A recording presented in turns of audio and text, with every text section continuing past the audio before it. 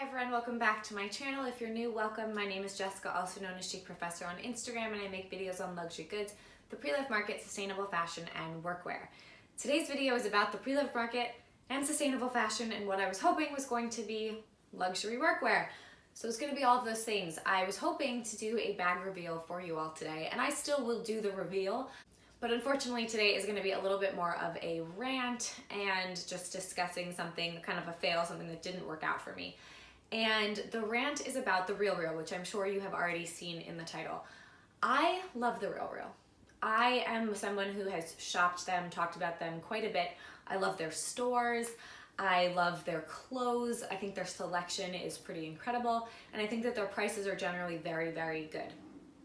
In the past, I've only ever bought clothing and shoes from them, and I've probably bought 10 or 15 things, but over time some things didn't work out for me or didn't fit right away, and I just went ahead and resold them.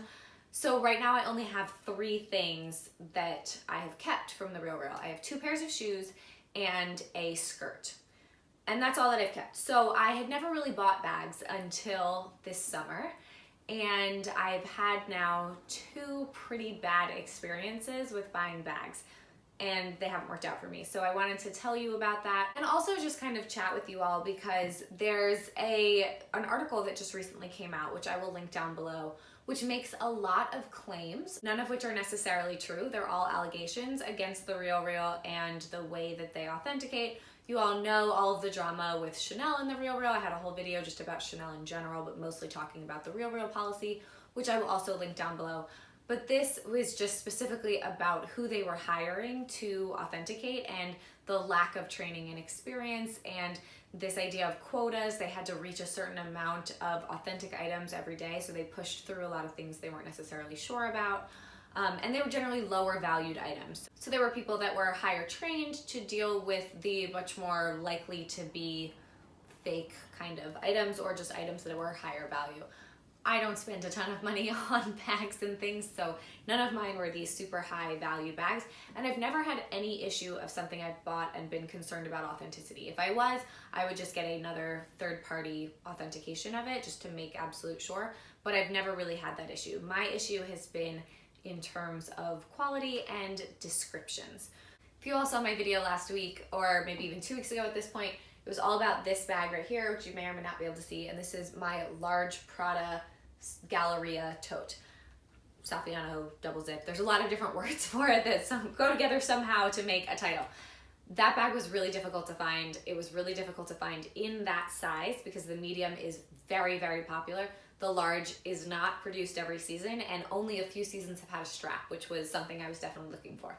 So a bag came up on TheRealReal. I was thrilled about it. It was a pretty good price, and I just kind of jumped on it. And I got it, and it was a medium. So they were incorrect about the sizing, and I liked the bag. I liked the color of it. I liked all of that, but it wasn't the size that they had said it was, and they had advertised that it was the large, and of course that wasn't true. Now, I've had plenty of other experiences with that bag where individual sellers have told me that it was the large, or they just say it's a large bag because the medium is still a large bag, but it wasn't in fact actually the large. And one of those I actually did get and had to return because it was the wrong size, and then the other ones I made sure before I bought them, and people realized that they were the medium before they actually sent them out.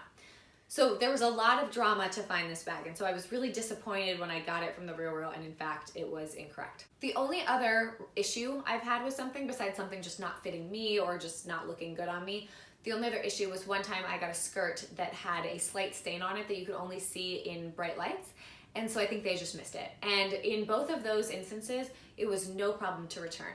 Those items were both marked as not being able to return. A lot of their bags, as soon as they go on sale, are not returnable. And then this skirt was something like 80% off, so it was also not returnable. But in both instances, they took the return because they had made a mistake in the listing. So it made me feel confident to continue shopping with them because I knew that if they made a mistake, they would correct it. So that brings me to today. So today I revealed to you the bag that I was really excited to buy at a really great price from TheRealReal, and then got it and was super disappointed. I have been hanging it overnight to try to fix the handles, but I can show you I'll insert some pictures of what they looked like yesterday.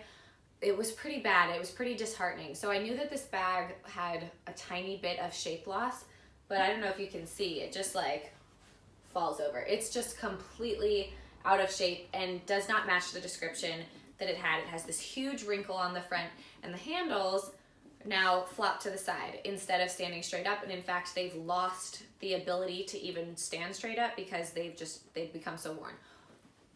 It came to me with the handles folded down and just like in a wrinkled mess.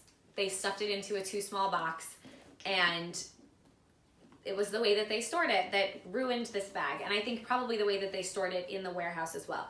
The interior had a few small marks, which I knew about, but then there was also a big stain on the back, some scratches that just were not indicated.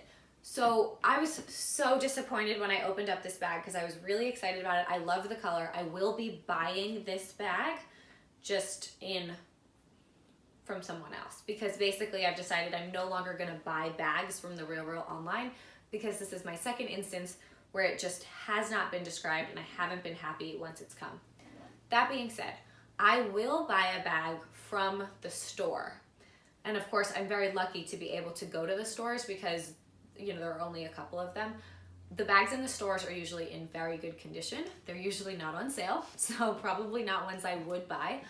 But I mean, they're definitely discounted from, you know, retail price, but they're not discounted. I will only buy something that is then discounted quite a bit. So they rarely will have the highly discounted items in the store. But if I can go and see a bag and see the shape that it's in and then take it home with me so it's not shipped, then I will feel more comfortable buying it. But as of now, it's too much money to spend to have the chance of them not accepting a return and being disappointed. Plus now there are more questions about authenticity with that article down below. It's not gonna stop me from buying clothes and shoes and things that I really don't think are going to really be an issue in terms of authenticity. So those I probably will continue to buy, but bags I think are gonna be pretty off the table for me from them. So it was unfortunate because they are a company that I really like, but in terms of bags, they just didn't take care of this one enough. And you can tell that from the original listing pictures, and I will put the link down below because you can see that it was in much better shape. It was stuffed, but I mean, you can just tell, and you can certainly, the handles are standing up on their own, which again, they're better today than they were yesterday, but they're never gonna fully fix themselves. So it was a bummer. I'm a little bummed about it. I'd love to know your experience if you've bought bags from them. I know a lot of people have bought shoes and clothes and other things like I do. I still think they're great for that. I do think that I talked with Grace from Grace in Her Handbag about that article, and I do think that they are probably taking in too much inventory. It's more than they can handle, so they need to be maybe a little more selective with things, and maybe that will make an easier shopping experience. It won't be quite as overwhelming with the amount of choices as well. But bags for me are a pretty big no, and I have never sold them a bag because I like to be in control of the pricing, but also they offer a lower commission than a lot of other places, and if I sell them anything, I'm really selling them less because they've just recently, a few months ago really at this point, but they've lowered their commission. So if I send them anything that they price for less than $200, which I can't tell what they're gonna do, so that comes into play a lot with clothing and shoes, then I'm now only getting like 30 or 40%, whereas I had reached the 65 or 60 or 65% level for things that were over $200. But so many things that I send them are less, so in general, I think I probably won't be sending them as many items. So that's it for this video. I am sorry to sort of leave it on a sour note, but I think it's important to share these kinds of information just because they are a company that I talk about all the time, so you should be aware that it doesn't always work out, and that for me, I'm gonna have to really think about buying bags from them in the future. So let me know your thoughts. I'm definitely curious to hear them, and I hope you have a wonderful day, and I will see you in my next video. Bye.